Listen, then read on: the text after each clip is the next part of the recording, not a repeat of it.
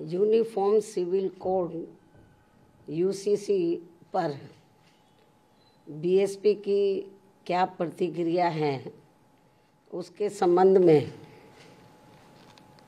BSP का ये कहना है कि यहाँ विशाल आबादी वाले अपने भारत देश में हिंदू, मुस्लिम, सिख, ईसाई, पारसी व बौद्ध आदि इन विभिन्न धर्मों को मानने वाले लोग रहते हैं,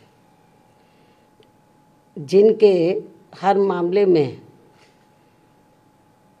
रहन सहन व जीवन शैली आदि के अपने अलग अलग से तौर तरीके, नियम एवं रस्म रिवाजें हैं, जिसे नज़रअंदाज नहीं किया जा सकता है। लेकिन वहीं दूसरी तरफ ये बात भी काफ़ी हद तक सोचने वाली है कि यदि यहाँ सभी धर्मों के मानने वाले लोगों पर हर मामले में एक समान कानून लागू होता है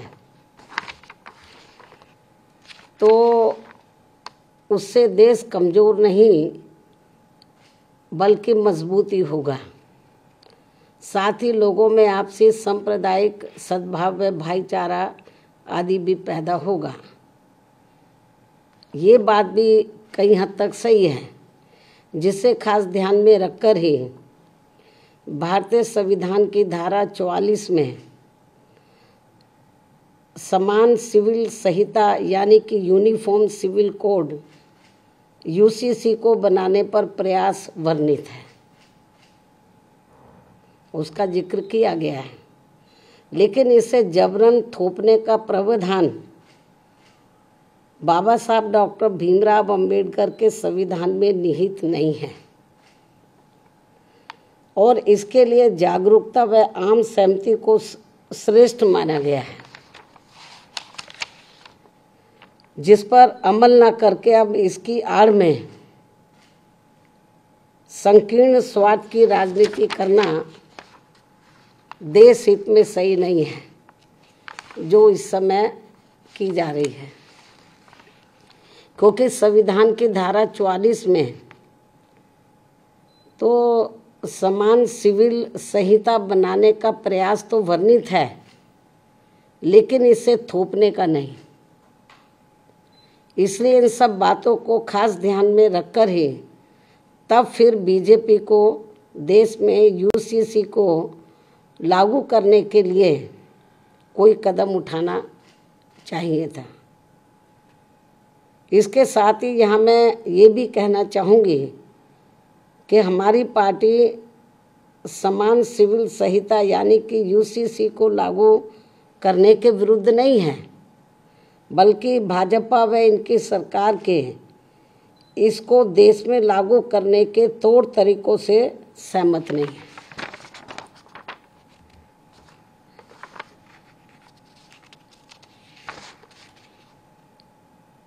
जिसमें सर्वधर्म हिताय व सर्वधर्म सुखाय की नहीं, बल्कि इसकी आड़ में इनकी संकीर्ण स्वार्थ की राजनीति ज़्यादा देखने को मिल रही है, जो उचित नहीं है। जबकि इससे ऊपर उठकर तब सरकार को इसे लागू करना चाहिए तथा ना ही इसमें कोई धार्मिक पक्षपात होना चाहिए। और यदि भाजपा सरकार ऐसा कुछ करती है तो तब फिर हमारी पार्टी इस मामले में अपना कोई सकारात्मक रुख अपनाएगी, वरना हमारी पार्टी इसका विरोध करेगी। जबकि देश व जनहित में सही तो ये होगा कि इस समय सरकार को अति महंगाई, गरीबी, बेरोजगारी तथा शिक्षा, स्वास्थ्य, सुख, शांति, समृद्धि जैसी बुनियादी ज़रूरतों के अभाव से त्रस्त व पीड़ित करोड़ों मेहनतकश व मजलूम देशवासियों के दुख दर्द पर से ध्यान बांटने में समय, संसाधन व ऊर्जा बर्बाद करने की बजाय उनसे मुक्ति पाने पर ध्यान देना चाहिए। जिन समस्याओं से ये लोग, देश की आम जनता त्रस्त है, पीड़ित है, दुखी है, लेकिन इस ओर ध्यान नहीं जा रहा है। इससे ऐसा लगता है कि बीजेपी व इनकी सरकार तो इन सब कमियों पर से देश की जनता का ध्यान बांटने के लिए तो ये आम चर्चा है कि अब ये लोग समान कानून बनाने की बात कर रहे हैं कि वो सब पर लागू हो। ये लोग जो है ये बात कर रहे हैं कि यूनिफॉर्म सिविल कोड लाया जाए और सभी धर्मों पर एक जैसा वो लागू हो। तो इससे कुछ ये भी आम चर्चा है लोगों में कि जो इस समय जो प्रमुख समस्याएं हैं जिनका मैंने जिक्र किया है, तो उसकी तरफ सरकार का ध्यान नहीं जा रहा है। इससे लोगों में ये आम चर्चा है कि अपनी इन कमियों पर जनता का ध्यान डाइवर्ट करने के लिए, बांटने के लिए ये लोग यूनिफॉर्म सिविल कोड की बात कर रहे हैं कि इसको लाया जाएगा।